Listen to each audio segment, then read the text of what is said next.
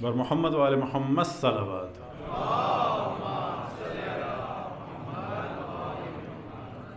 بسم اللہ الرحمن الرحیم. الحمد للہ الذی هو الاول والآخر والظاہر والباطن والصلاة والسلام علی اشرف الانبیاء والمرسلین سیدنا و مولانا و مقتدانا ابی القاسم محمد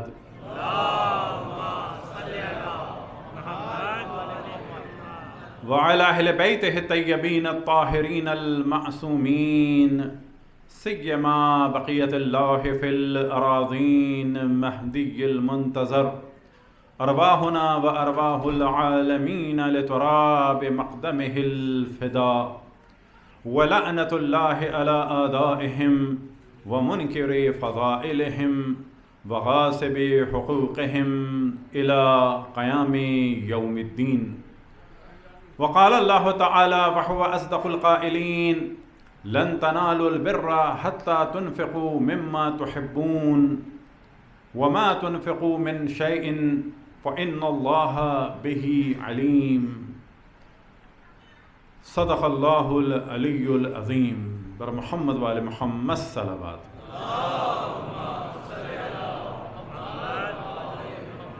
التماس سورہ فاتحہ کی تمام مومن و مومنات کے لیے، تمام علماء کرام، مراجع اعظام، تمام شہداء ملت کے لیے، ہم سب کے آباء و اجداد اور اعزاء اور رشتہ داروں کے لیے، اور خصوصاً جن مومنین نے یہاں اس ادارے میں اور پورے انگلینڈ میں یا جہاں جہاں عزاداری کی بنیاد رکھی، ان سب کے درجات کی بلندی کے لیے. رحم اللہ من قرأ الفاتحہ. بسم اللہ الرحمن الرحیم. الحمد للہ رب العالمین الرحمن الرحیم مالک یوم الدین. ایاک نعبد و ایاک نستعین. اهدنا الصراط المستقیم صراط الذین انعمت علیہم غیر المغضوب علیہم ولا الضالین.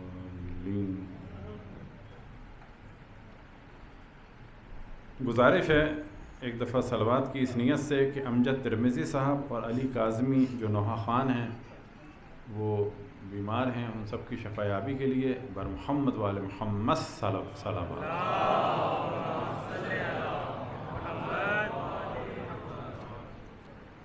کل ہماری گفتگو چل رہی تھی اس عنوان سے کہ جو اصل ٹاپک تھا وہ یہ کہ یہ نہ سمجھا جائے کہ واقعہ کربلا اچانک ہو گیا اور ایک فاسق اور فاجر اور زانی اور شرابی یعنی یزید آیا تو کام خراب ہو گیا. واقعہ کربلا گو کہ یزید کے ذریعے سے ہوا، لیکن ایسا نہیں ہے کہ اس سے پہلے سب کچھ بڑا اسموتھ جا رہا تھا. کہ اس کی مثال دیں کہ پاکستان کی جو بربادی لگی ہے وہ کوئی ایک حاکم نے نہیں لگائی ہے. جو بربادی ہے وہ شروع سے لگنا شروع ہوئی، یعنی کافی عرصے سے، تو نتیجہ یہاں تک پہنچا. اب اللہ نہ کرے اس سے زیادہ خراب ہو، لیکن کسی ایک کو اس میں نہیں کہا جائے گا. تو بالکل اسی طریقے سے شہادت امام حسین علیہ الصلوۃ والسلام کا دار و مدار صرف یزید پر نہیں ہے، اور یزید سے بڑے بڑے مجرم تھے یزید سے پہلے والے.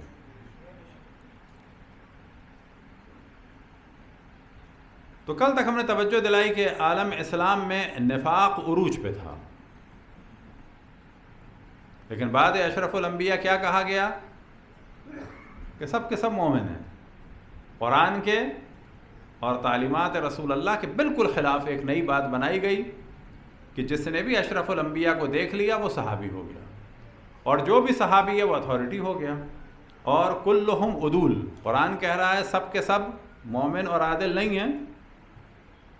یہاں کیا نظریہ بنایا گیا کہ یہ سب کے سب مومن ہیں، یعنی جن کے لیے سورہ منافقون نازل ہوئی، جن کے لیے سورہ برات میں مذمت ہوئی، اہل مدینہ کے لیے مردوا علی النفاق کے نفاق میں شدید ہیں، وہ بعد اشرف الانبیاء قول خدا کے خلاف ان سب کو مومن بنا دیا گیا. اب پھر ہم توجہ دلائیں کہ بعض دفعہ ہمارے یہاں سے آواز اٹھتی ہے کہ جی کسی کو گالیاں نہ دیں. تو گالیاں تو ہم نے کبھی بھی کسی کو دیتے ہوئے نہیں دیکھا. یہ جو بعض ہمارے مولوی ملا کہتے ہیں نا کہ جی ہمارے ممبر سے گالیاں، وہ اصولاً دشمن سے زیادہ خطرناک ہیں. یعنی واقعاً آپ نے آج تک دیکھا کسی کو گالی دیتے ہوئے ممبر سے؟ کون گالی دیتا ہے؟ اب اس کے مقابلے میں کہا جاتا ہے فضائل اہل بیت اتنے زیادہ ہیں، ان کا ذکر کرنے کی کیا ضرورت ہے؟ یہ تو بالکل ایسا ہے کہ قرآن مجید پڑھو، کلام خدا، اس سے پہلے اعوذ باللہ من الشیطان الرجیم کہنے کی کیا ضرورت ہے؟ اللہ کا نام لینے سے پہلے جھوٹے خداؤں کے انکار کی کیا ضرورت ہے؟ آیا بیان کرنا چاہیے؟ بالکل کرنا چاہیے۔ نہج البلاغہ میں مولا امیر المؤمنین کا خطبہ ہے مختصر سا، اور اس میں انہوں نے یہی فرمایا ہے انی اکرہ لکم ان تکونوا سبابین، مجھے پسند نہیں ہے کہ تم، مجھے کراہت ہے، مجھے پسند نہیں ہے کہ تم گالیاں دو، گالی دینے والے ہو۔ ہمارے بعض مولوی ملا بھی جو ہیں وہ یہ والا جملہ بیان کرتے ہیں انی اکرہ لکم ان تکونوا سبابین، کہ مجھے یہ نہیں پسند، مجھے کراہت آتی ہے اس سے کہ تم لوگ گالی دینے والے ہو۔ بابا اگلا قول تو پڑھو، اگلے قول میں کیا ہے، اگلے جملے میں کیا ہے؟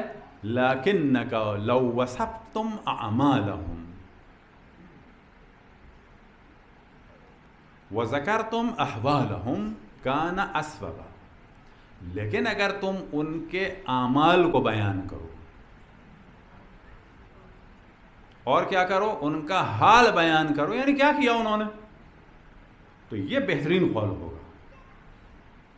یعنی آج بھی اگر کوئی سیاست دان ہے اس کو فقط گالی دیں کوئی فائدہ ہے؟ نہ، اس کے جرائم بیان کریں۔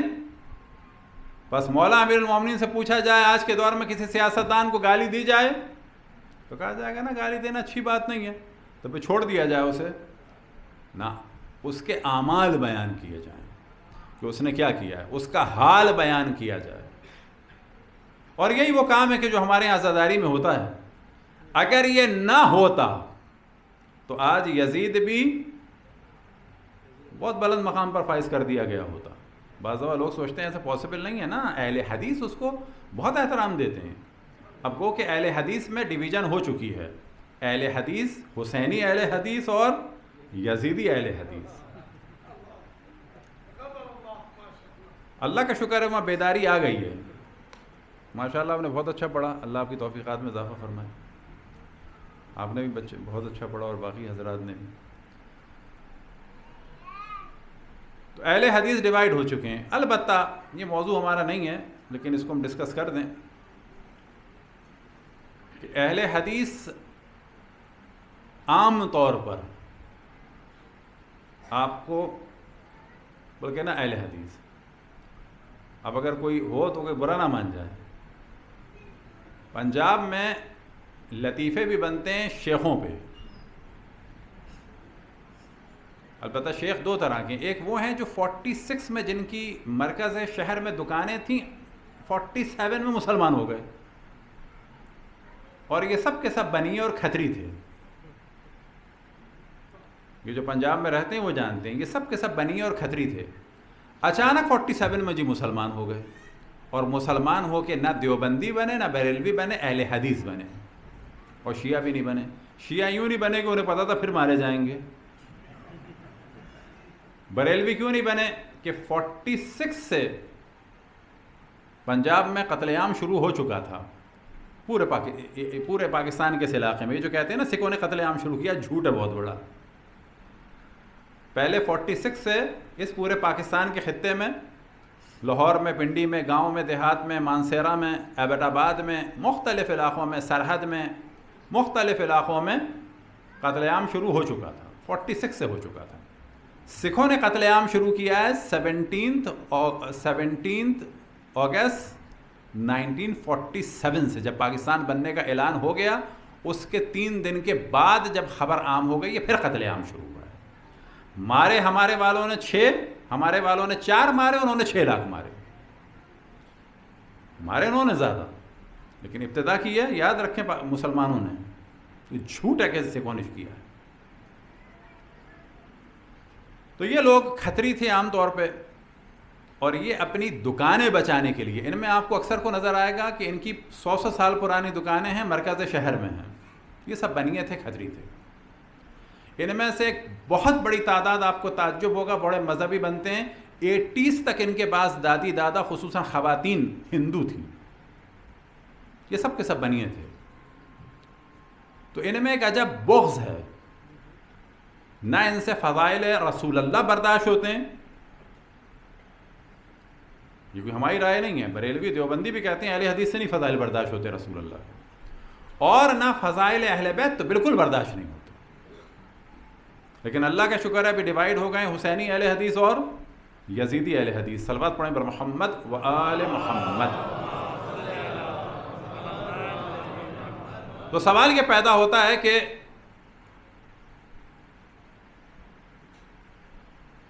بزرگان اہل سنت کی توہین نہ ہو، نہ توہین کسی کی نہیں ہونی چاہیے، نہ بدھا کی ہونی چاہیے، نہ رام کی ہونی چاہیے، نہ لکشمن کی ہونی چاہیے. لیکن اگر آپ کبھی مندر جائیں، یہاں بھی جا کے دیکھیے گا، بلکہ ابھی کسی کے پاس گوگل وہ سرچ کر لیں، مندر میں جائیں، توہین کسی کی نہیں ہونی چاہیے، لیکن جو جس کا عقیدہ ہے اس کو تو ڈسکس کیا جا سکتا ہے. مثلا آپ جا کے ابھی گوگل میں لکھیں یا مندر میں کسی میں جائیں، میں تو خود مندروں میں جا کے ہمیشہ دیکھتا ہوں، کہیں بھی موقع ملتا ہے تو آپ کو ملے گا کرشن جی گوپیوں کے، یعنی گوپیوں سے مراد لڑکیوں کے کپڑے چرا رہے ہیں. آپ کو ملے گا کہ لڑکیوں کے کپڑے وہ درخت پہ بیٹھے ہوئے چرا رہے ہیں، لڑکیاں اپنا جسم چھپا رہی ہیں. اب بابا جب تم مندر میں بنا رہے ہو اور کرشن جی کو لڑکیوں کو کپڑے چراتے ہوئے دکھا رہے ہو تو ابھی اس کو کیا کریں ہم تو کہہ سکتے ہیں نا کہ تم ایسے آدمی کو مان رہے ہو جو لڑکیوں کے کپڑے چرا رہا ہے، تو یہ آج کا لڑکا جو لڑکیوں کو چھیڑ رہا ہے اس سے تو کہیں زیادہ گرا ہوا وہ ہو گیا، اگر ذرا سی بھی عقل استعمال کی جائے. یا اگر آپ نے دیکھا ہو بعض دفعہ ڈراموں میں، فلموں میں، کہ وہ لڑکے چڑھتے ہیں گلی میں اور ایک ہانڈی توڑتے ہیں، رسی پہ بندھی ہوتی ہے، ٹھیک ہے، وہ کیا چیز ہے؟ کیونکہ کرشن جی لوگوں کا مکھن چراتے تھے. اب وہ مکھن چرانے کی وجہ سے لوگ اوپر باندھ دیتے تھے، جتنا بھی باندھو وہ بالآخر چرا لیتے تھے. تو اگر کوئی اپنے کسی بڑے کا خود ہی انٹروڈکشن کرا رہا ہے، اب ہم کیسے کہتے ہیں کہ جی وہ مکھن بانٹتے تھے؟ اب ہم کیسے کہتے ہیں جی وہ گوپیوں کو کپڑے بانٹتے تھے؟ نہ، وہ تو چراتے تھے. تو اب اگر کوئی چیز کہ جو کسی جگہ انڈرسٹوڈ ہو اس کو بیان کرنے میں احترام کے ساتھ، بغیر گالی گلوچ کے، کوئی کسی قسم کی توہین نہیں. اب کسی کے بزرگوں کی توہین نہ کی جائے. سوال یہ پیدا ہوتا ہے کہ اہل حدیث اب کیا، بہت پہلے سے یزید کا احترام کرتے ہیں، اب کیا کیا جائے؟ فرض یہ کر لیتے ہیں کہ پوری دنیا میں اہل حدیث بڑھ جاتے ہیں اور 90% ہو جاتے ہیں اہل سنت میں، تو پھر ہم بند کر دیں یزید کے بارے میں ڈسکشن. لاہور میں تو FIR کٹی ہے عمر سعد کو برا کہنے میں. کیوں؟ کہ عمر سعد ٹیکنیکلی اہل سنت کے نزدیک تابعی ہے. کیوں؟ کہ وہ سعد ابن ابی وقاص کا بیٹا ہے، صحابی کا. شمر کون ہے؟ ذوالجوشن صحابی کا بیٹا ہے. شمر صحابی زادہ ہے، تابعی ہے. تو پھر کہاں تک آ گیا معاملہ؟ عمر سعد کو بھی پھر احترام سے دیکھنا پڑے گا اور شمر کو بھی دیکھنا ہوگا. تو دو الگ الگ چیزیں ہیں، گالی دینا یا توہین کرنا الگ ہے، حقائق کو بیان کرنا الگ ہے بالکل چیز. کسی کی کتابوں سے دکھانا کسی چیز کو، وہ بھی کون سی چیزیں کہ جو مسلمات میں سے ہوں، قطعاً کوئی توہین نہیں ہے اس میں. صلوات پڑھیں بر محمد و آل محمد.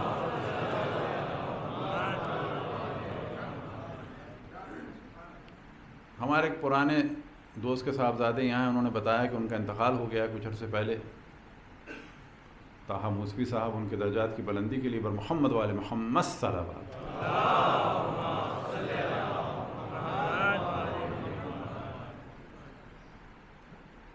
تو عالم اسلام میں حالات خراب ہو چکے تھے. کل تک ہم نے بیان کیا کہ اشرف الانبیاء کی زندگی میں ان کو کہہ دیا تھا ان الرجل لا یحجر. یہ سب کو یاد ہونا چاہیے، یعنی کسی کا یہ مشہور ترین قول ہے. اور یہ ذہن میں رکھیں کہ ہماری بنیاد ہے من کنت مولا ہو فہذا علی مولا پر، اور دوسرے بعض لوگوں کی بنیاد ہے کس پر؟ ان الرجل لا یحجر پر. ہماری ابتدا ہوئی من کنت مولاہ فہذا علی مولا، ان کی ابتدا ہوئی ان الرجل لا یحجر، بغض رسالت سے ہوئی، توہین رسالت سے ہوئی، کیونکہ اصل میں تو رسول اللہ کے بعد یہ پورا ایک بغاوت تھی، پورا کو تھا۔ منافقین نے اٹھ کے پورے نظام کو درہم برہم کر کے رکھ دیا تھا۔ اشرف الانبیاء کے اصحاب میں سے ایک تھے جناب حضرت مالک ابن نویرہ رضوان اللہ تعالی علیہ، اور ان کے بارے میں آپ نے فرمایا تھا اگر کوئی دیکھنا چاہتا ہے کسی جنت والے کو تو اس کو دیکھے۔ یمن میں تھے اور اشرف الانبیاء نے ان کو اپنا نمائندہ مقرر کیا تھا اپنے قبیلے اور بعض اطراف کے لوگوں کی زکوٰۃ لینے کے لیے، اور یہ ان کو اتھارٹی دی تھی کہ یہ زکوٰۃ خرچ بھی تم ہی کر دو۔ اب جب جناب ابو بکر کی جانب سے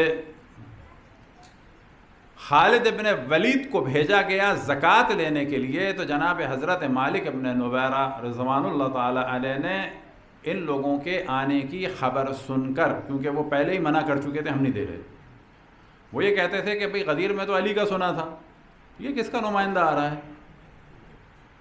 تو انہوں نے کیا کیا کہ زکوٰۃ لوگوں کو واپس دے دی، جس نے ان کو دی تھی اس کو واپس دے دی کہ بابا تم اپنا لو، تم جانو تمہارا کام جانے، میرے پاس رہے گی، میں کسی کو نہیں دوں گا ان لوگوں کو۔ تو ان کے اوپر تہمت لگا دی گئی مانعین زکوٰۃ۔ اب دیکھیں ایسے تانے بانے بناتے ہیں، ان کو زکوٰۃ نہیں دی تو انہوں نے جھوٹ بول دیا کہ یہ زکوٰۃ کے منکر ہیں۔ زکوٰۃ کا منکر کون ہوا؟ کافر ہو گیا۔ اب یہاں سے خالد ابن ولید نے مالک ابن نویرہ پر، ان کے قبیلے پر، ان کے اصحاب پر، ان کے انصار پر حملہ کیا اور مالک ابن نویرہ کو قتل کیا۔ ان لوگوں کے سر کاٹ کر، خصوصاً مالک ابن نویرہ کا سر اور ان کے اصحاب کے سر پر رکھ کر دیگچے کھانا پکایا، نیچے لکڑیاں سے آگ جلائی، یعنی اینٹوں کے طور پر ایک صحابی رسول اللہ کے سر کو رکھ کر کھانا پکایا گیا۔ اور اسی رات ان کی زوجہ جناب ام تمیم، ان کے ساتھ جنسی زیادتی کی گئی، ان کی عزت کو پامال کیا گیا، یعنی صحابی کا سر کاٹ کر کھانا پکایا گیا۔ جو شور مچاتے ہیں نا سیابی،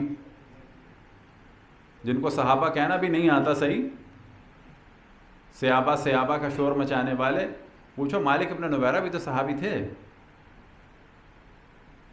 البتہ یہاں پر کیونکہ مالک ابن نویرہ کو سے بہت اختلاف تھا جناب عمر کا، پرانا اختلاف تھا، انہوں نے مخالفت بھی کی اس امر کی، اور ایک جملہ کہا خالد ابن ولید کے لیے، اقتلت امرأ مسلما، آیا تو نے ایک مسلمان کو قتل کر دیا، من نزوت علی امرأته، اور اس کی بیوی پر چڑھ دوڑا۔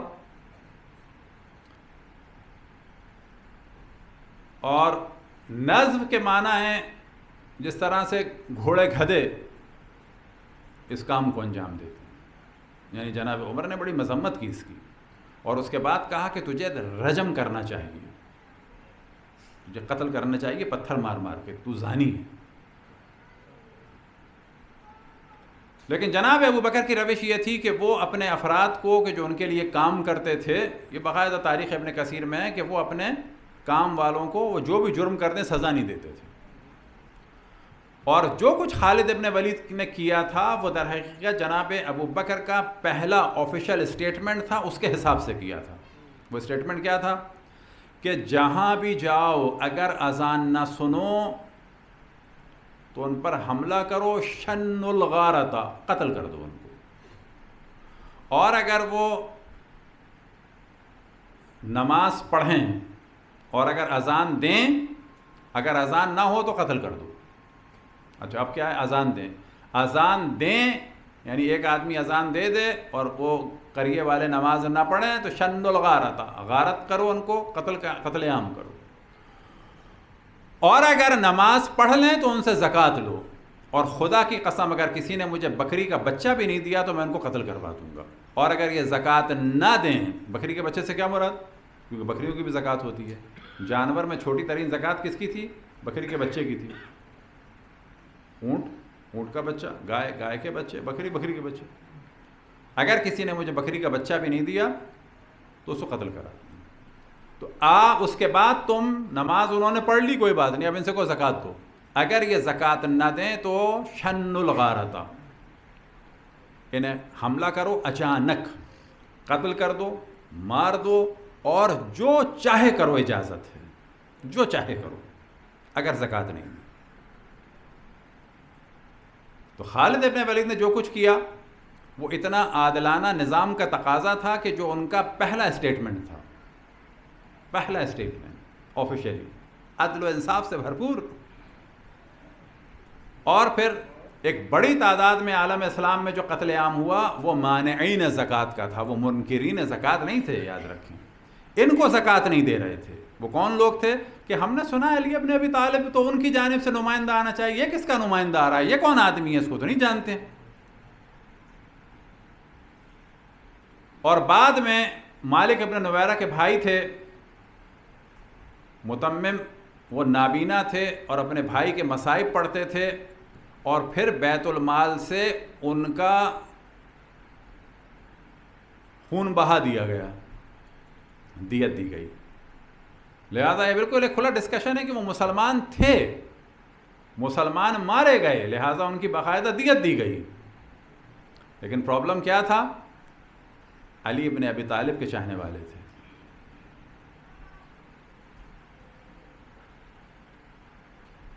اسی طرح سے ہم دیکھتے ہیں کہ قتل عام کا سلسلہ مانعین زکوٰۃ کے نام سے ہزاروں لوگ مارے گئے.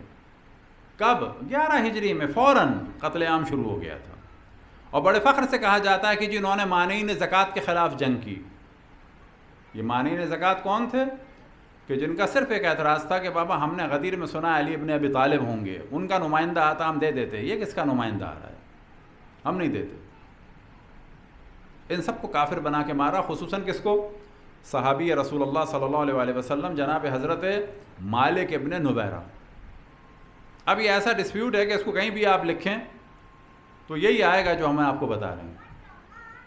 زیادہ سے زیادہ کوشش کیا کی جاتی ہے کہ ان کو کافر بنا دیا جائے، لیکن یہاں پر پھر پھنس جاتے ہیں. اس کا مطلب ہے صحابی کافر ہو سکتا ہے نا؟ ہاں صحابی کافر ہوئے.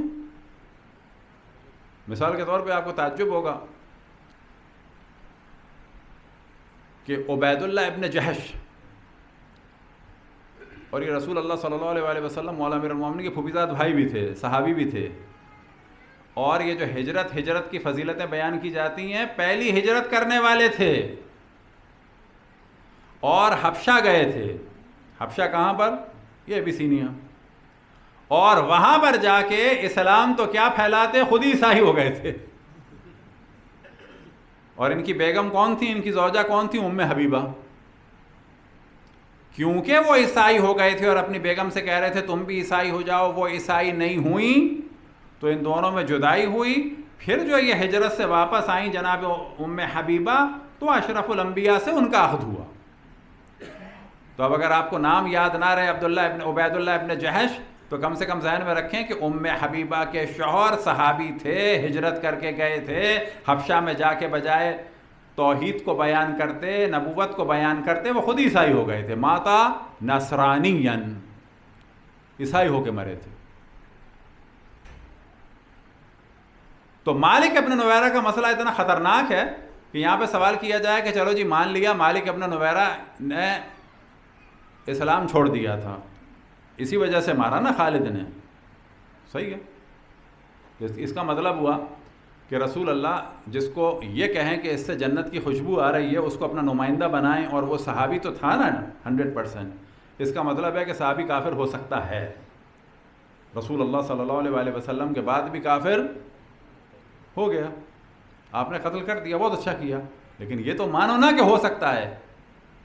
اب اگر ہو سکتا ہے تو پھر یہ کہاں سے منطق آئی کہ پھر کسی کو کچھ نہیں کہا جا سکتا؟ جب ایک ہو سکتا ہے 10 بھی ہو سکتے ہیں. تو یہ قتل عام کا سلسلہ 11 ہجری سے شروع ہو چکا تھا. یعنی یہاں مدینے میں جناب سیدہ قتل ہو رہی ہیں تو وہاں پر یہ سب کچھ ہو رہا تھا، آگے پیچھے تھوڑے سے فاصلے کے بعد. اب آپ تصور کریں کہ جناب سیدہ کے قتل کو بھی چھپا دیا جائے اور مالک ابن نویرہ کے قتل کو بھی چھپا دیا جائے اور کہا جائے 11 ہجری تو عدل و انصاف کا زمانہ تھا. نا بابا، عدل و انصاف کا زمانہ نہیں تھا. پہلا حکم ہی یہی تھا کہ جو اذان نہ دے اسے قتل کر دو، جو نماز نہ پڑھے اسے قتل کر دو، جو نماز پڑھ لے اور زکوٰۃ نہ دے اسے قتل کر دو، ایک بکری کا بچہ بھی زکوٰۃ نہ دے قتل کر دو، مار دو، ہاں، اور جلا دو، اور جو چاہے کرو، حتیٰ جلا دو. مالک نے کہ سر کے ساتھ وہی ہوا کہ جو خالد بن ولید کو آرڈر ملا تھا. اور یہی کہا جا سکتا ہے کہ وہ نام لینے میں حرج نہیں، وہ بیچارہ بیمار ہے لاہور میں، گلو بٹ. یہ سب گلو بٹ تھے اپنے اپنے زمانے کے. حاکموں کو خوش کرنے کے لیے کچھ بھی کر سکتے تھے.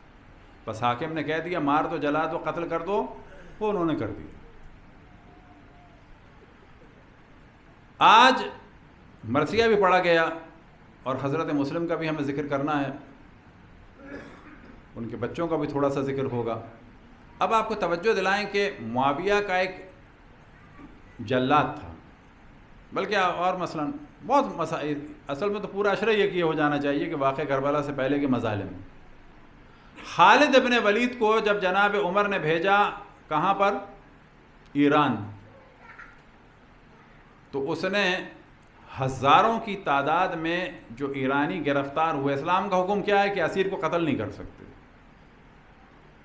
اس نے کیا کیا کہ لوگوں کو پکڑ پکڑ کر باندھ کر ذبح کیا. اور وجہ کیا تھی کہ خالد نے نظر کی تھی کہ اگر میں کامیاب ہو جاؤں گا تو خون کی نہر بہاؤں گا. یہ صحابی کی نظر ہے، خون کی نہر بہاؤں گا. آج آپ کہتے ہیں IS والے ایسے ہیں، طالبان ایسے ہیں، القاعدہ ایسے ہیں، جولانی ایسے ہیں. بابا یہ سب کے سب صحابیوں کے صف اول کے مطیع و فرما بردار ہیں. یہ نہ کہا کریں کہ یہ اسلام نہیں ہے، اسلام نہیں ہے. بابا یہی وہ اسلام ہے جس کو وہ مانتے ہیں، یہی وہ اسلام ہے. یہ جو لوگ آگے ٹی وی پہ کہتے ہیں نا دہشت گرد کا کوئی دین نہیں ہے، نا بابا دہشت گرد کا دین ہے، لیکن رسول اللہ اور مولا امیر المؤمنین والا نہیں ہے. دہشت گرد کا دین ہے، جو کچھ کر رہے ہیں وہ اسی حساب سے کر رہے ہیں. یہ ایسے ہی یہاں سے مولوی ملاؤں نے خود انگلینڈ کی لڑکیاں بھجوائی تھیں جہاد النکاح کے لیے، ایسی بھجوائی تھیں.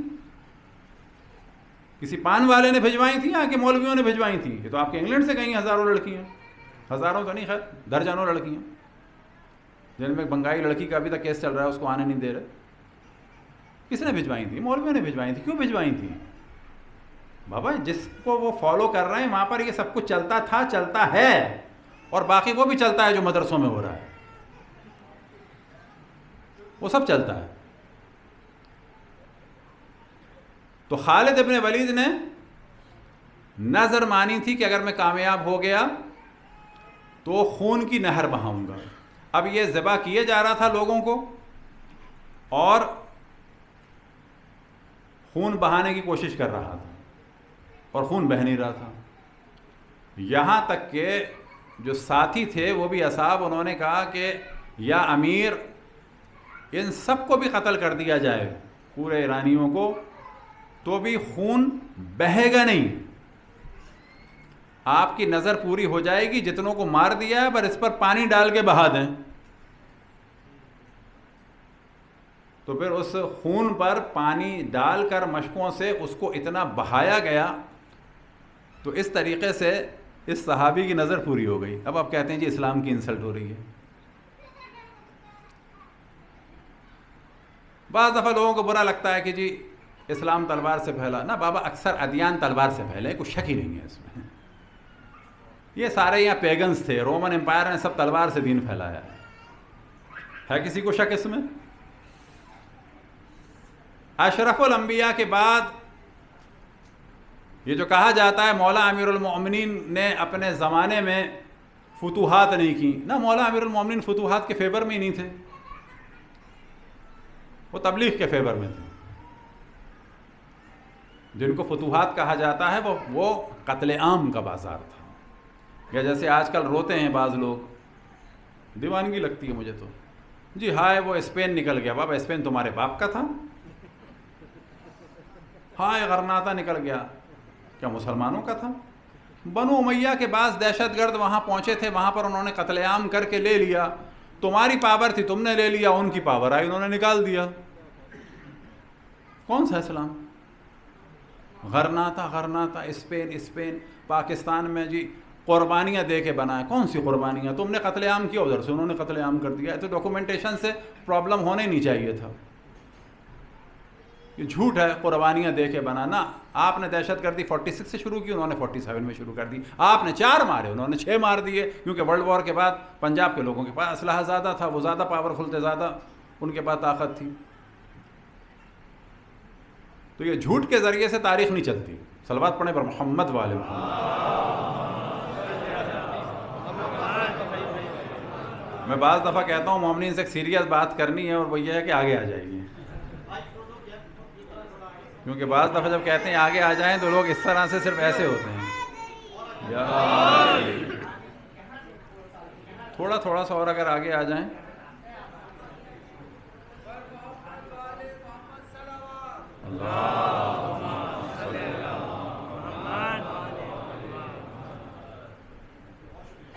معاویہ کا ایک جلاد تھا جس کا نام تھا بصر ابن ابی ارطات. 30,000 مسلمانوں کو قتل کیا، خصوصاً مولا امیر المومنین کے طرفداروں کو. اور وہ پہلا آدمی تھا جس نے مسلمان عورتوں کو یہاں تک برہنہ کر کے بازاروں میں بیچا. وہ کون عورتیں تھیں؟ مولا امیر المومنین کی چاہنے والی. آپ دیکھیں گے تو آپ کو اس میں اہل سنت کے بھی لیکچر مل جائیں گے. اب جا کے لکھیں بصر ابن ابی ارطات، جلاد آدمی. وہ کون تھا؟ صحابی تھا. وہ صحابی تھا. اس نے حملہ کیا مدینے میں، اور جناب جابر ابن عبداللہ انصاری کے پورے خاندان کو گرفتار کر لیا، اور کہا کہ جب تک جابر آ کر بیعت نہیں کرے گا تم لوگوں کو چھوڑا نہیں جائے گا. اور اعلان کر دیا کہ جابر جہاں بھی چھپائے نکل کے آئے، ورنہ تمہارا پورا خاندان قتل ہو جائے گا. یہ دین ہے. کسی ایک آدمی سے بیعت لینے کے لیے اس کے معصوم خاندان والوں کو یرغمال بنانا، یہ دین ہے؟ ہاں یہ بالکل دین ہے. اگر صحابہ سے دین لیا جائے تو اس میں سے ایک صحابی ہے بصر ابن ابی ارطات جلاد. یہ صحابی تھا. ان چیزوں کو نوٹ کریں. بصر ابن ابی ارطات یہ صحابی تھا، جلاد تھا. اب یہ ملے جناب حضرت ام سلمہ سلام اللہ علیہا سے کہ میں کیا کروں. تو انہوں نے کہا بیعت کر لو. میں نے اپنے داماد سے بھی کہا ہے بیعت کر لو ورنہ یہ قتل کر دے گا. تو انہوں نے کہا کیا بیعت کر لوں؟ تو حضرت ام سلمہ نے فرمایا ہاں بیعت کر لو. ہذہ بیعۃ ضلالہ، یہ بیعت ضلالہ ہے، یہ بیعت واقعی نہیں ہے، مجبوری کی تقیہ کی بیعت ہے. بیعت کر لو، جان بچے گی. تمہارا پورا قبیلہ مار دیا جائے گا، پورا قبیلہ مار دیا جائے گا. یہ تھا بصر بن ابی ارطات. اب اس نے جب شام پہ حملہ کیا تو عبید اللہ ابن عباس گورنر تھے مولا امیر المومنین کے. معذرت، شام نے یمن پہ حملہ کیا تو وہاں پر گورنر تھے عبید اللہ ابن عباس مولا امیر المومنین کے. وہ اپنے بیوی بچوں کو کسی کے پاس رکھوا کر خود چھپ کے نکل گئے. بالآخر اس بصر ابن ابی ارطات نے بیوی بچوں کو ڈھونڈ لیا، اور ڈھونڈنے کے بعد ان کا ایک بچہ تھا جس کا نام تھا فضل، ایک بچہ تھا جس کا نام تھا قسم. ان دونوں کو بصر ابن ابی ارطات نے ماں کے سامنے ذبح کیا ہے. آپ سمجھتے ہیں کہ کربلا میں یزید نے اچانک کر دیا؟ یہ بچے ذبح کرنے کا کلچر بنایا تھا ان لوگوں نے. اب یہ چیزیں ہمارے بیان نہیں ہوتی. ممکن ہے آپ نے بھی پہلی دفعہ سنا ہو کہ مولا امیر المومنین اشرف الانبیاء کے سگے چچا زاد بھائی عبید اللہ ابن عباس کے 2 بچوں کو ماں کے سامنے ذبح کیا. ماں کے سامنے، نہ کہ مار دیا، ذبح کیا ہے باقاعدہ. کس کے زمانے میں؟ معاویہ کے زمانے میں. ظلم کا سلسلہ چل رہا تھا.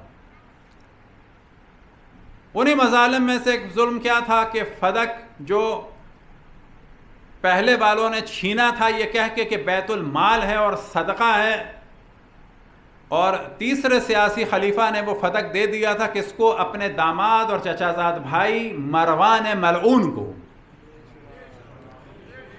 اب آپ دیکھیں یہاں پر یہ حق نہ بیان کریں کہ بابا فدق اگر بیت المال اور صدقہ تھا اور پہلے 2 صحیح تھے تو مانو تیسرا غلط تھا، کیونکہ اس نے اپنے چچا زاد بھائی کو دیا. اور چچا زاد بھائی بھی کون؟ کہ اس پر اور اس کے باپ پر رسول اللہ صلی اللہ علیہ وسلم نے لعنت بھیجی تھی.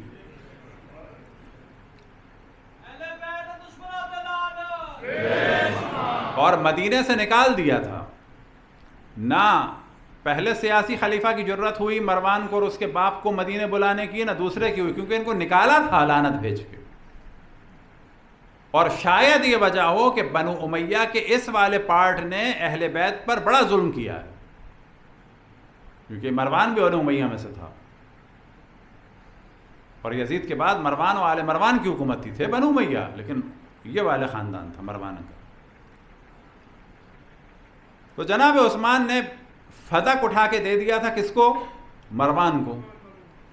اور 5 لاکھ سالانہ دینار یعنی 5 لاکھ گولڈ کوائن جو افریقہ کا خمس تھا وہ بھی آتا تھا مروان کے پاس. اور اس کے بھائی حارث کو مدینے کی پوری مارکیٹیں اور منڈیاں دے دی تھیں. اس زمانے میں جو مارکیٹیں لگتی تھیں جیسے پاکستان میں جمعہ بازار لگتا ہے یا یورپ امریکہ میں اس کو کیا کہتے ہیں اپنا سنڈے مارکیٹ، یا ایک اور ہوتا ہے فلوٹ کیا کہتے ہیں. تو وہ مارکیٹیں مدینہ میں لگتی تھیں، لگیں اور ختم ہو گئیں. وہ ساری مارکیٹیں اٹھا کے حارث کو دے دی تھیں. البتہ خود جناب عثمان کے قتل کا فتویٰ جناب عائشہ نے دیا تھا. وجہ کیا تھی؟ یہ لوگ کھا پی رہے تھے آپس میں اپنے خاندان کو. جناب عثمان کا جو جرم تھا جو تمام تاریخ کتابوں میں بیان ہوا کہ وہ اپنے رشتہ داروں کو دیتے تھے. کیا دیتے تھے؟ چھوٹے موٹی چیزیں نہیں دیتے تھے، پورا فتق اٹھا کے دے دیا مروان کو. 5 لاکھ دینار، 5 لاکھ گولڈ کوائن، اور گولڈ کوائن منیمم اس زمانے میں 2.5 یا 3.5 گرام کے ہوتے تھے. تو آپ لگا لیں 5 لاکھ اگر 2.5 بھی لگا لیں تو کتنے ہو گئے؟ 12.5 لاکھ گرام سونا ایک آدمی کو دیا جا رہا ہے منیمم.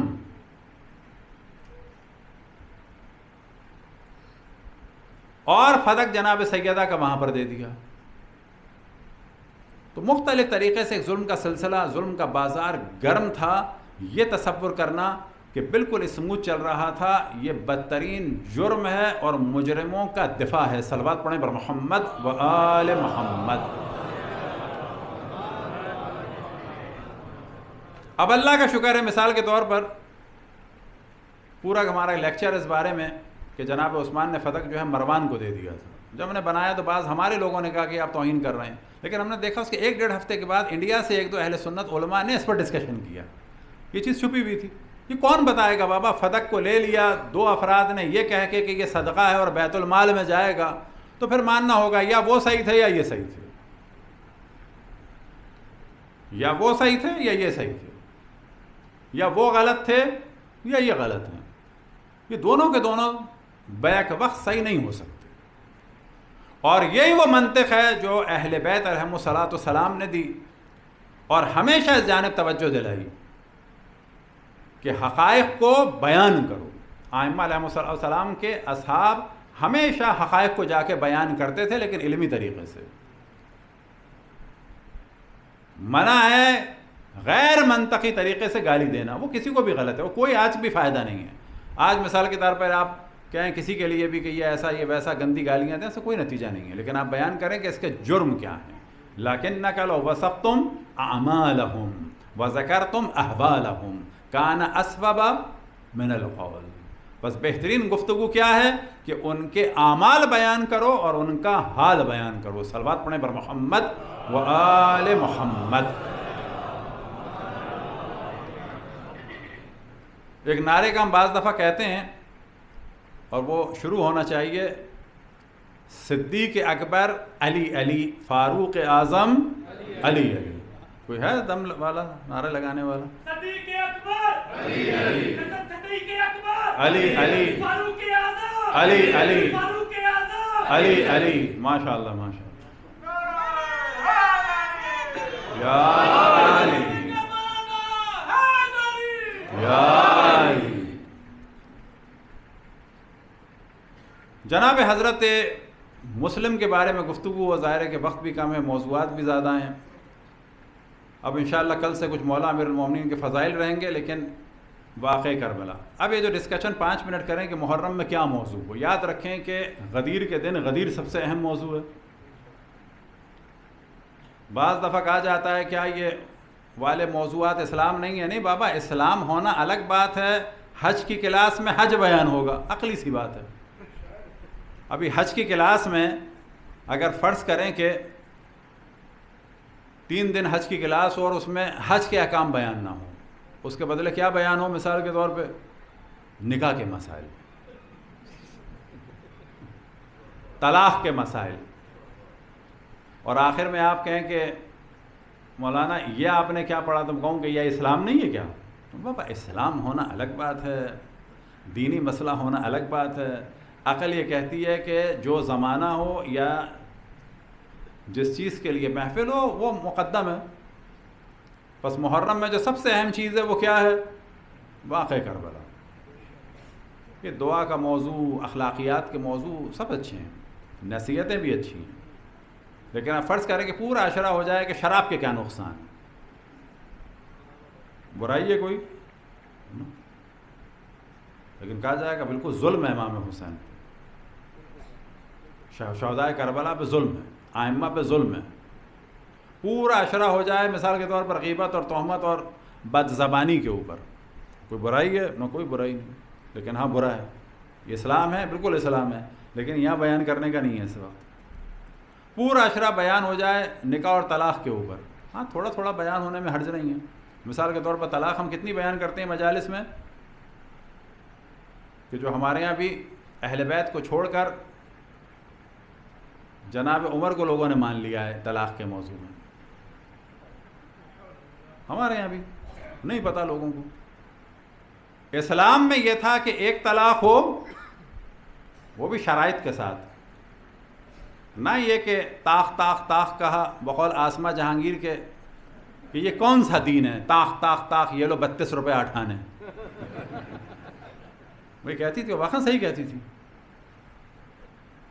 عقل، ہوش، حواس، سوچ سمجھ کر ارادے کے ساتھ طلاق ہوتی ہے۔ تو فرض کریں کہ ارادے کے ساتھ تمام شرائط کے ساتھ طلاق ہو گئی، اب کیا چیپٹر کلوز ہو گیا؟ فرض کریں بالکل صحیح طلاق کسی مرجے نے پڑھا دی، ہو گئی طلاق، اب کیا ہو سکتا ہے؟ اتنا آسان ہے، یہ مرد اپنی بیوی کا یا تو ہاتھ پکڑے یا اس کو مسکرا کے دیکھے یا گاڑی کا دروازہ کھولے یا کہہ کہ چلو چلو چلو تم دوبارہ میری بیوی ہو۔ اس کو کہتے ہیں رجوع۔ نہ مولوی کی ضرورت، نہ ملا کی ضرورت، نہ عربی کی ضرورت، نہ فارسی کی ضرورت، اس کو کہتے ہیں رجوع۔ اللہ سبحانہ و تعالیٰ چاہتا ہے طلاق مشکل ہو جائے، رجوع آسان ہو جائے، لیکن کس کے درمیان رجوع ہو جائے؟ عدت کے درمیان۔ اب دوبارہ اس نے طلاق دی تو پھر کیا ہے؟ رجوع کر لو، اور اگر عدت گزر چکی ہے تو کیا کر لو؟ نکاح کر لو۔ اس مسئلے کو بعض دفعہ یوں بیان کرتے ہیں، کہیں بھی آپ کو کوئی ملے یا کسی کے ماں باپ میں طلاق ہو گئی ہو، ماں الگ بیٹھی ہے، باپ الگ بیٹھا ہے، 10 سال ہو گئے، دوبارہ نکاح کرا دو، اگر اہل بیت کے ماننے والوں نکاح کرا دو۔ کسی میں طلاق ہو گئی ہے، ان کا دوبارہ نکاح کرا دو۔ ابھی ایک عدت یعنی تقریباً 3 مہینے گزرے ہیں، تو ان کو کہو کہ آ کے بیٹھو، ایک دوسرے کا ہاتھ بھی پکڑا، بات کی، مسکرا کے بھی دیکھا، یا یہ کہہ دیا یہ میری بیوی ہے، بس یہ دوبارہ رجوع ہو گیا۔ رجوع میں کوئی کسی کی ضرورت نہیں ہے۔ بعض دفعہ مولوی ملا طلاق کی زیادہ فیس لیتے ہیں، میں اس کے فیور میں ہوں، کیونکہ میں نے آج تک طلاق نہیں پڑھائی، تاکہ اچھا ہے ڈیلے ہو۔ اب تیسری طلاق ہو گئی، اس کو کہتے ہیں 3 طلاق۔ اب کیا ہے؟ اب یہ ہے کہ اب یہ خاتون آزاد ہے، کسی سے بھی شادی کر لے، نہ یہ کہ جو سلسلہ شروع ہوا ہے حلالے کا، نا، یہ آزاد ہو گئی ہے، کسی سے بھی شادی کر لے۔ اب اگر وہ آدمی مر جائے یا طلاق دے دے تو پھر اس سے دوبارہ ہو سکتی ہے۔ 3 طلاقیں الگ الگ ہوں گی۔ جناب عمر نے اپنے زمانے میں ایک بدعت کی جاری، اور یہ ہم کوئی توہین نہیں کر رہے، اہل حدیث عیناً یہی کہتے ہیں کہ جناب عمر کی بدعت ہے۔ اہل حدیث بھی 3 طلاقوں کو ایک مجلس میں نہیں مانتے، کہتے ہیں بدعت ہے بالکل۔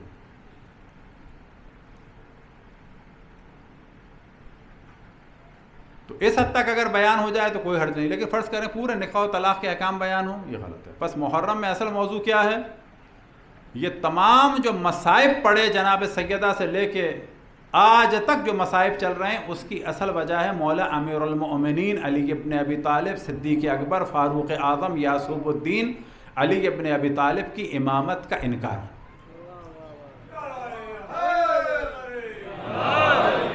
بس سب سے اہم موضوع کیا ہے؟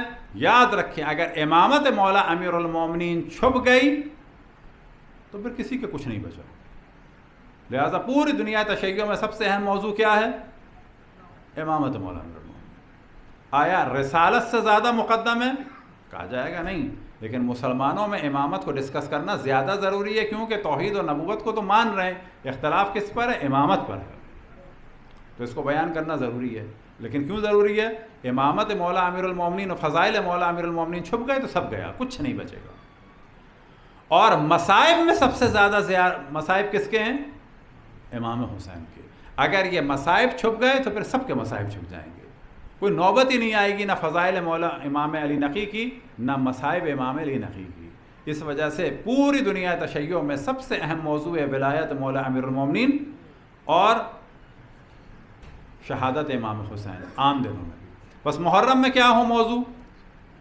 اخلاقی موضوع، سیاسی موضوع تھوڑے بہت ہو جائیں، کوئی حرج نہیں ہے، لیکن پورا محرم ہی ایک مثال کے طور پر ٹاک شو بن جائے پولیٹیکلی، بالکل غلط ہے، بالکل غلط ہے۔ لیکن ہاں ذکر ہو جس چیز کی ضرورت ہے مسلمانوں کو پولیٹکس کی، جہاں پر بھی ظلم ہو رہا ہے، فلسطین میں ظلم ہو رہا ہے، اس کا ذکر ہو، نہ کہ پوری مجلس ہی اس کے اوپر چلی جائے، نہ بابا نہ، مذمت ہونی چاہیے۔ اخلاقی موضوع بیان ہو، پوری مجلس ہی درس اخلاق ہو جائے، بالکل صحیح نہیں۔ فقہی موضوع ضروری ہے، پورا عشرئی جو ہے توضیح المسائل بن جائے، بالکل غلط ہے۔ اصل موضوع ہے ولایت ائمہ علیہم السلام، خصوصاً ولایت مولا امیر المومنین، اور مصائب معصومین علیہم السلام، خصوصاً مصائب امام حسین۔ اور ان ایام میں سب سے زیادہ ضرورت ہے واقعہ کربلا اور شہداء کربلا کو بیان کرنے کی، اور حقیقت یہ ہے کہ بہت سارے شہداء کا ذکر ہی نہیں ہوا، بلکہ آج بھی اگر ہم کچھ کا ذکر کریں گے شاید آپ نے کبھی نہ سنا ہو۔ امام حسین علیہ السلام کے جو اہم ترین سفیر تھے وہ جناب حضرت مسلم ابن عقیل تھے، اور یہ جناب مسلم ابن عقیل مولا امیر المؤمنین کے بھتیجے بھی تھے، یعنی امام حسین کے چچا زاد بھائی بھی تھے، اور ساتھ میں داماد بھی تھے مولا امیر المومنین کے، یعنی رقیہ بنت علی کے شوہر تھے۔ اب جب جناب مسلم کے مصائب میں آتا ہے کہ امام حسین نے بچی کو گلے سے لگایا یا تشفی کی، تو بعض لوگوں کے ذہن میں آتا ہے بابا 8-10 سال کی بچی کو امام کیسے چھو سکتے ہیں؟ وہ چھو سکتے ہیں کیونکہ بھانجی ہے ان کی۔ تو سب سے اہم سفیر تھے جناب حضرت مسلم ابن عقیل۔ اور شہداء کربلا کے بارے میں انشاءاللہ کل بھی کچھ گفتگو کریں گے کہ شہداء کربلا کچھ وہ ہیں جو عاشور کے دن کربلا میں شہید ہوئے، لیکن حضرت مسلم ابن عقیل شہداء کربلا میں ہیں، لیکن عاشور میں شہید نہیں ہوئے اور کربلا میں بھی نہیں ہوئے، بلکہ کہاں پر شہید ہوئے؟ ذی الحجہ میں شہید ہوئے اور کوفے میں شہید ہوئے۔ آیا حضرت مسلم ابن عقیل اس پورے شہداء کربلا میں سب سے پہلے شہید ہوئے؟ نہ، سب سے پہلے شہید ہوئے ہیں جناب حضرت سلیمان بن ابی رزین، کہ ان کا ہمارے ہاں بالکل ذکر نہیں ہوتا۔ امام حسین کے نمائندے کے طور پر اور خط لے کے گئے تھے بصرے کی جانب جناب حضرت سلیمان بن ابی رزین، سلیمان بن ابی رزین، اور پھر ان کو قتل کر کر، اس وقت حکومت تھی وہاں پر اسی عبید اللہ ابن زیاد کی، اور اس کی پالیسی یہ تھی اپنے باپ کی طرح سے کہ قتل عام کیا جائے، لوگوں کو ڈرا دیا جائے، کہ بالکل وہی پالیسی تھی صدام کی، قبیلے کے قبیلے ختم کر دیتا تھا تاکہ بعد میں کسی کی جرت نہ ہو۔ بعد میں کیا ہوتا تھا، کسی کو بھی اگر پتہ چل جائے کہ ہمارے قبیلے کا آدمی صدام کے خلاف ہے، وہ خود جا کے شکایت کر دیتے تاکہ ایک مرے باقی بچ جائیں۔ تو عبید اللہ ابن زیاد کی بھی یہی پالیسی تھی۔ اس نے کیا کیا، جناب سلیمان بن ابی رزین کو قتل کر کے سر تن سے جدا کیا، اور وہی روش تھی، دارالامارہ پہ کھڑا کیا، وہاں پر تلوار کا وار کیا، سر تن سے جدا ہوا، جسم زمین پہ آیا، سر کو ٹانگ دیا گیا، اور گلیوں میں ان کے جنازے کو پھرایا گیا۔ کس نے کام کیا؟ عبید اللہ ابن زیاد نے۔ اور اس وقت مدینہ کا گورنر کون تھا؟ نعمان بن بشیر، وہ ذرا نرم تھا. یزید کو جب پتہ چلا کہ جناب مسلم نے بیعت لینا شروع کر دی ہے کوفے میں اور نعمان بن بشیر سختی نہیں کر رہا، تو اس نے حکم دیا عبید اللہ ابن زیاد کو کہ تم بصرے کے ساتھ ساتھ اب کوفے کے گورنر بھی ہو، بصرہ بھی تمہارے ہاتھ میں، کوفہ بھی تمہارے ہاتھ میں. تو اندازہ لگائیں کہ جناب مسلم کی شہادت سے کئی دن پہلے شہادت ہو چکی تھی امام حسین کے ایک سفیر اور ایک نمائندے جناب حضرت سلیمان بن ابی رزین کی. صلوات پڑھیں بر محمد و آل محمد. اور حضرت مسلم کی شہادت کے بعد دو اور ہستیوں کی شہادت ہوئی کہ جو کوفے میں امام حسین کا لیٹر لے کے اور نمائندہ بن کے گئے تھے. ایک تھے جناب حضرت قیس بن مسحر السیدابی الاسدی کہ جن کے بارے میں ایران میں ایک فلم بھی بنی ہے سفیر کے نام سے اور اردو میں ڈب بھی ہو چکی ہے. وہ کس کے بارے میں؟ وہ حضرت مسلم کے بارے میں نہیں ہے، وہ حضرت جناب قیس بن مسحر السیدابی الاسدی کے بارے میں ہے.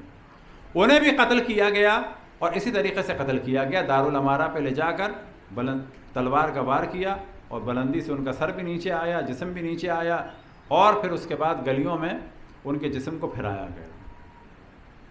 پھر ایک نمائندے امام حسین کے کوفہ گئے جناب عبداللہ ابن یختر، اور جناب حضرت عبداللہ ابن یختر امام حسین کے بھائی کہلاتے تھے، کیونکہ عربوں میں ایک کلچر تھا کہ اگر ایک ہی گھر میں دو بچے پیدا ہوں ایک ہفتے کے دوران تو ان دونوں کو کہتے تھے رضیع المدت، کہ یہ بھائی ہیں. ایک تو رضی کہا جاتا ہے کس کو؟ دودھ پینے کی وجہ سے، اور ایک کس کی وجہ سے؟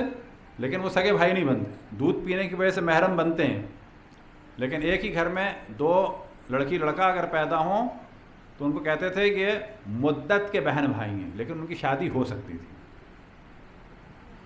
دو بھائی اگر ہوں، دو لڑکے اگر پیدا ہوں تو ان کو کہتے تھے رضیع المدت. تو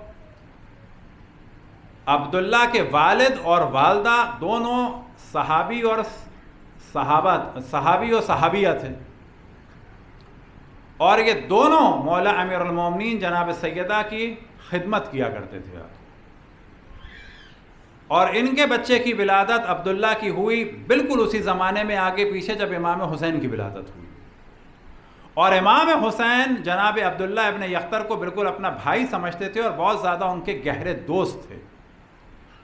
تو ایک اپنا نمائندہ بنا کے بھیجا حضرت مسلم کے بعد اسی زمانے میں جب حالات خراب تھے جناب حضرت عبداللہ ابن یختر کو. عبداللہ ابن یختر کو بھی گرفتار کیا گیا اور کہا گیا، اور یہی کہا گیا تھا جناب حضرت قیس بن مسحر السیدابی الاسدی سے کہ علی ابن ابی طالب اور حسن ابن علی اور حسین ابن علی پہ لعنتیں بھیجو. تو قیس بن مسحر السیدابی نے منع کر دیا اور ان کو دارالامارہ پہ لے جا کر پھینکا گیا، سرطن سے جدا کیا گیا، بالکل ویسے جیسے جناب حضرت مسلم کا اور ان سے پہلے جناب حضرت سلیمان بن ابی رزین کے ساتھ ہوا کہ جو بصرے میں تھے. جناب عبداللہ ابن یختر نے کہا کہ صحیح ہے، مجھے نہ مارو، میں یہ کام کر دیتا ہوں. تو ان کو لے جایا گیا بازار میں بیچ چوراہے میں اور کہا گیا کہ اب علی ابن ابی طالب حسن ابن علی حسین ابن علی پر لعنت بھیجو. انہوں نے کہا میں کام کر دوں گا. اور جب پبلک میں ان کو لایا گیا تو انہوں نے بنو امیہ کی مذمت اور مولا امیر المومنین اور امام حسن امام حسین کے فضائل بیان کیے اور کوفے والوں کو فضائل سے بھی آشنا کیا، عبید اللہ ابن زیاد سے بھی آشنا کیا، اور امام حسین کے آنے کی جانب بھی توجہ دلائی، اور اسی دوران جناب حضرت عبداللہ ابن یختر کو قتل کر دیا. تو شہدائے کربلا میں سے بھی بہت ساری ہستیاں ایسی ہیں کہ جن کا ذکر ہمارے ہاں ہوا ہی نہیں ابھی تک، اور ان میں سے ایک پرابلم جو ہے آپ کو تعجب ہوگا، خود مومنین ہیں. وہ یہاں بیٹھنے والے بھی ہیں پرابلم، لیکن مومنین بھی ہیں. مومنین کہتے ہیں ہم سے کہا باز نے اس سے کیا فائدہ ہوا. اب آپ تصور کریں کہ ان کو کون سا فائدہ چاہیے، مجھے سمجھ نہیں آیا. مثلا سلیمان بن ابی رزین سے کیا فائدہ ہوا؟ کیا یہ کم فائدہ ہے کہ زندگی میں شہدائے کربلا میں سے ایک کا نام سن لیا؟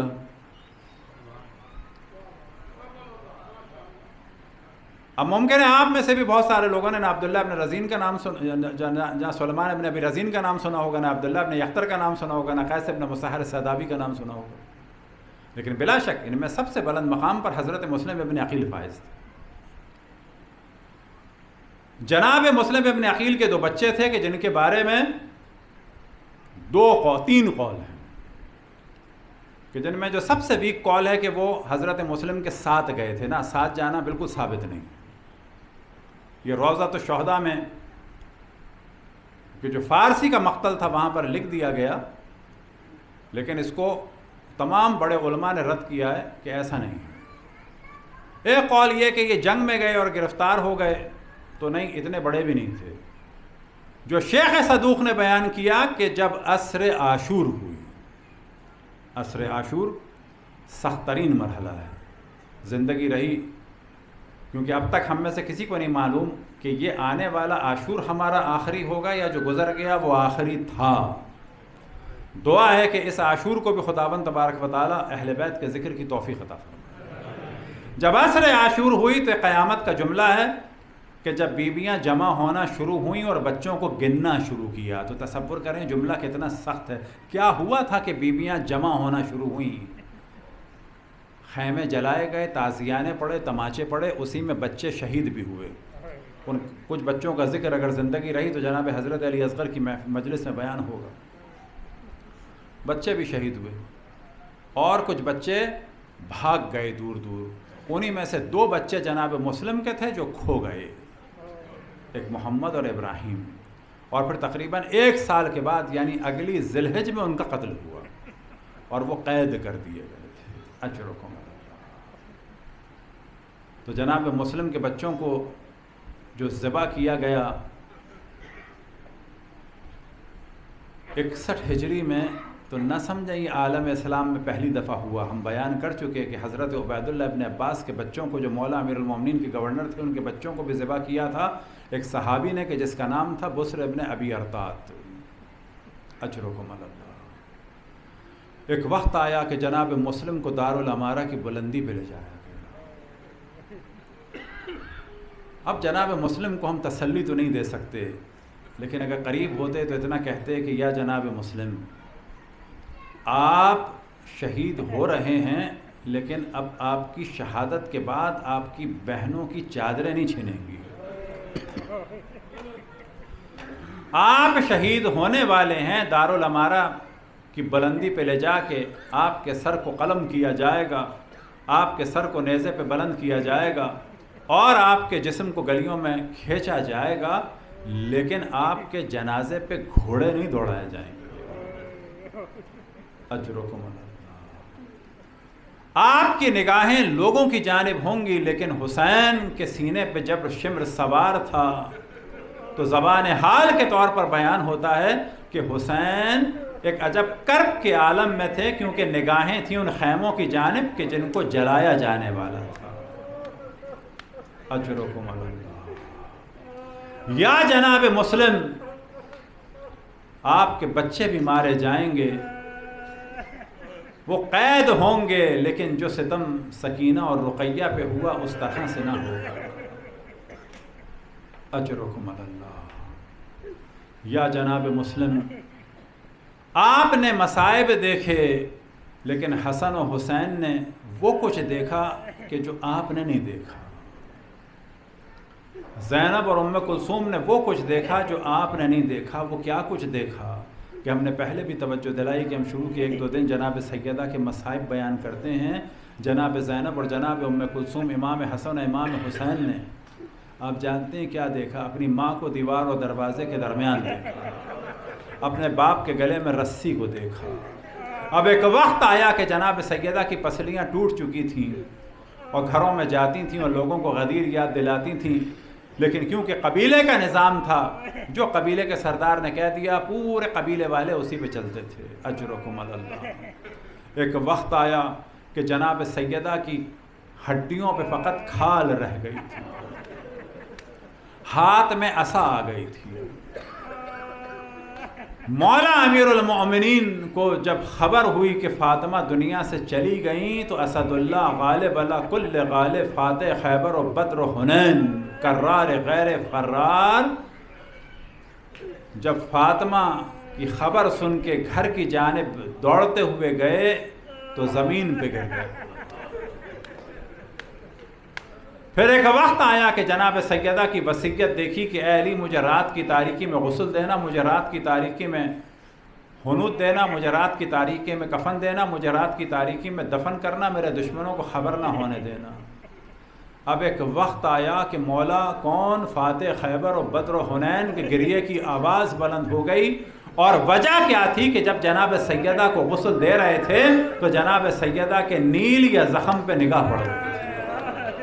اب فاطمہ نے تو یہ وصیت کی تھی کہ کہیں علی کے مصائب میں اضافہ نہ ہو جائے، تو فرمایا تھا کہ مجھے رات کی تاریکی میں غسل دینا، لیکن مولا امیر المومنین پر وہی ایک پہاڑ ٹوٹ پڑا اس صورت میں کہ رات کی تاریکی میں بھی جناب سیدہ کا خون اور زخم دیکھا یا نیل دیکھا، اور علی ابن ابی طالب کے گریے کی آواز بلند ہو گئی، فاتح خیبر و بدر و حنین کے گریے کی آواز بلند ہو گئی۔ اب جو جنازہ تیار ہوا تو مولا نے پکارا، اے حسن آؤ، اے حسین آؤ، اے زینب اور ام کلثوم آؤ، اپنی ماں کو الوداع کہو۔ مولا فرماتے ہیں لقد حنت وانت ومدت یداہا، کہ فاطمہ نے ایک آہلی گریے کی آواز بلند ہوئی، اپنے ہاتھوں کو پھیلایا، وضمتہما الی صدرہا، اور اپنے دونوں بچوں کو اپنے سینے سے لگا لیا۔ مولا فرماتے ہیں خدا کی قسم غاطف غیبی نے ندا دی، یا علی ارفعہما عن صدرہا، کہ اے علی ان دونوں بچوں کو ماں کے سینے سے جدا کر دو۔